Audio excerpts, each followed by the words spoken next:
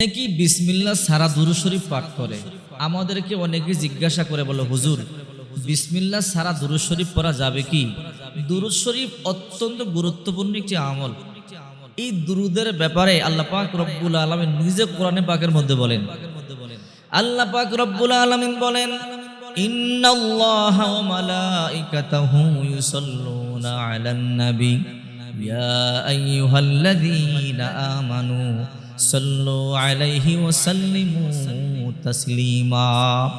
সূরা আহজাব 22 নম্বর পারা 5 নম্বর পৃষ্ঠা 4 নম্বর লাইনের 56 নম্বর আয়াতে আল্লাহ পাক রব্বুল আলামিন বলেন, ইন্নাল্লাহা ওয়া মালাইকাতাহু ইউসাল্লুনা আলান নবী, নিশ্চয়ই আল্লাহ পাক রব্বুল আলামিন এবং ফেরেশতা মণ্ডলী বিশ্বনবী মুহাম্মদ সাল্লাল্লাহু আলাইহি ওয়াসাল্লামের উপর দুরূদ পাঠ করেন।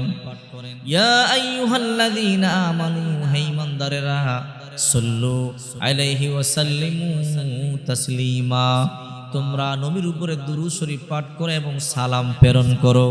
আল্লাহ পাক রব্বুল আলামিন নিজে নবীর উপর রহমত বর্ষণ করেন, ফেরেশতারা রহমত বর্ষণ করেন। আল্লাহ পাক রব্বুল আলামিন বলেন, ও মানব মণ্ডলী, এই ঈমানদারেরা, তোমরা আমার নবীর উপরে দুরূদ ও সালাম প্রেরণ করো। আল্লাহ হাবিব বলেন, মান সাল্লা আলাইয়া ওয়াহিদাতান সাল্লাল্লাহু আলাইহি আশারা, যে ব্যক্তি আমার উপরে একবার দুরূদ পাঠ করবে, আল্লাহ পাক রব্বুল আলামিন তার উপরে 10 বার 10টি রহমত নাজিল করবে। এখন প্রশ্ন হলো, এমন গুরুত্বপূর্ণ একটি আমল দুরূদ, এই দুরূদ পড়তে বিসমিল্লাহ পড়া লাগবে কি লাগবে না? কিছু কিছু আমল আছে যেই আমলের শুরুতে বিশ্বনবী মুহাম্মদ সাল্লাল্লাহু আলাইহি ওয়াসাল্লাম দুরূদ শরীফ পাঠ করবার জন্য নবীজি তাকিদ দিয়েছেন, নবীজি আদেশ করেছেন।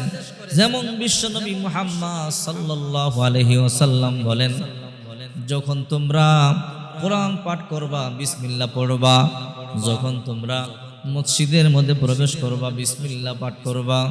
বিসমিল্লাহি ওয়াসসালাতু ওয়াসসালামু আলা রাসূলিল্লাহ, আল্লাহুম্মা ইফতাহ লি আবওয়াবা রাহমাতিক। আবার যখন মসজিদ থেকে বার হবেন তখন আবার বিসমিল্লাহ বলে দোয়া পাঠ করবেন, আল্লাহুম্মা ইন্নী আসআলুকা মিন ফাদলিক। আবার বিশ্বনবী মুহাম্মদ সাল্লাল্লাহু আলাইহি ওয়াসাল্লাম বলেন, যখন তোমরা ঘরে প্রবেশ করবা বিসমিল্লাহ বলে ঘরে প্রবেশ করবা, যখন তোমরা ঘর থেকে বাহির হবা তখন বিসমিল্লাহ বলে তোমরা ঘর থেকে বাহির হবা। বিশ্বনবী বলেন, আবু হুরায়রা, তুমি যখন কোনো ভালো কাজ করবে তার শুরুতে বিসমিল্লাহ পাঠ করবে। আল্লাহ রাসূল বলেন, আবু হুরায়রা, তুমি যখন ওযু করবে বিসমিল্লাহ পাঠ করবে, যতক্ষণ পর্যন্ত তোমার ওযু শেষ না হবে আল্লাহ রহমতের ফেরেশতারা নেকি লিখতেই থাকবে। আবু হুরায়রা, যখন কোনো যানবাহনে চড়বে বিসমিল্লাহ পড়বে, যতক্ষণ পর্যন্ত যানবাহন চলবে তোমার আমলনামার মধ্যে সওয়াব লিখতেই থাকবে। সুবহানাল্লাহ। এই জন্য আল্লাহর হাবিব বলেন, প্রতিটা ভালো কাজের শুরুতে বিসমিল্লাহ বলো। যে ভালো কাজের শুরুতে বিসমিল্লাহ নাই ওই কাজের মধ্যে বরকত নাই, যে কাজের মধ্যে বিসমিল্লাহ আছে ওই কাজের মধ্যে বরকত আছে। এই জন্য বিশ্বনবী মুহাম্মদ সাল্লাল্লাহু আলাইহি ওয়াসাল্লাম বলেন, তোমরা প্রতিটা কাজের শুরুতে বিসমিল্লাহ পড়বে। এখন প্রশ্ন হলো, অনেকে বলে, হুজুর আমরা দুরূদ শরীফ যখন পাঠ করব তখনও কি বিসমিল্লাহ পাঠ করব? অবশ্যই পাঠ করবেন। যখন আপনি দুরূদ পাঠ করবেন তখন বিসমিল্লাহ বলে দুরূদ শরীফ পাঠ শুরু করে দিবেন। কারণ কোরআনের মধ্যে 114টা সূরা আছে। আল্লাহ পাক রব্বুল আলামিন 114টা সূরার প্রত্যেকটা সূরার শুরুতে বিসমিল্লাহ বলেছেন। চিন্তা করে দেখেন, প্রতিটা সূরার শুরুতে বিসমিল্লাহ আছে কিন্তু একটা সূরার শুরুতে বিসমিল্লাহ নাই। এটা হলো সূরা তাওবা। সূরা তাওবার শুরুতে বিসমিল্লাহ নাই। তবে এই বিসমিল্লাহটা একটা বিসমিল্লাহ সূরা তাওবাতে নাই, একটা বিসমিল্লাহ কম। আর একটা সূরার মধ্যে আল্লাহ 2 বার বিসমিল্লাহ দিয়েছেন, সূরা নমলের মধ্যে 2 বার। অতএব এখানে একটা যদিও কম হয়, আল্লাহ পাক আরেক সূরার মধ্যে 2টা দিয়ে আল্লাহ তাআলা 114টা সূরা 114টা বিসমিল্লাহ দিয়েছে। এই জন্য বিশ্বনবী মুহাম্মদ সাল্লাল্লাহু আলাইহি ওয়াসাল্লাম বলেন, তোমরা যে কাজ করবা ওই কাজের শুরুতে বিসমিল্লাহ বলে শুরু করবা। আপনি যখন কোনো কাজ বিসমিল্লাহ বলে শুরু করবেন, যতক্ষণ পর্যন্ত এই কাজটা কমপ্লিট না হবে ততক্ষণ পর্যন্ত আপনার আমল নামার মধ্যে সওয়াব লিখতেই থাকবে।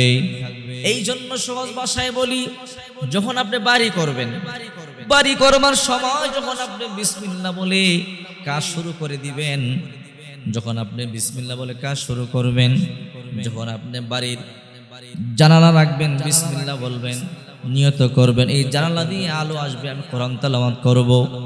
এই যে ভালো নিয়ত করলেন, বিসমিল্লাহ বললেন, যতদিন পর্যন্ত এই জানালা থাকবে, আলো আসবে, বাতাস আসবে, ততদিন পর্যন্ত আপনি সওয়াব পাইতেই থাকবেন। এই জন্য বিশ্বনবী মুহাম্মদুর রাসূলুল্লাহ সাল্লাল্লাহু আলাইহি ওয়াসাল্লাম বলেন, যখন স্বামী আর স্ত্রী মিলিত হয়, যখন বিসমিল্লাহ বলে স্বামী আর স্ত্রী মিলিত হয়, সহবাস করে যখন আল্লাহ তাআলা সন্তান দান করে, ওই সন্তান দুনিয়াতে এসে যতটা নিঃশ্বাস ফেলবে ওই পরিমাণ সওয়াব আল্লাহ আমলনামায়, পিতামাতার আমলনামায় সওয়াব দিয়ে দিবে।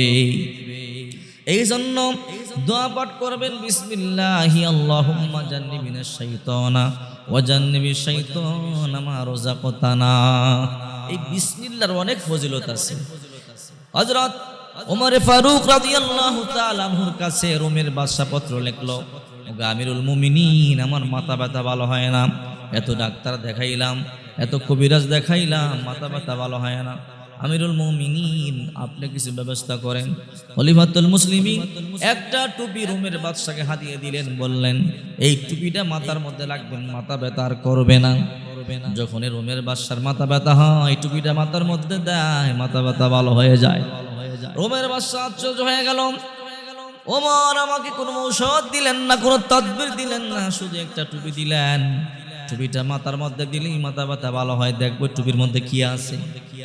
রোমের বাদশা টুপিটা খুললেন, খুলে দেখে এর মধ্যে লেখা বিসমিল্লাহির রহমানির রহিম, বিসমিল্লাহ লেখা।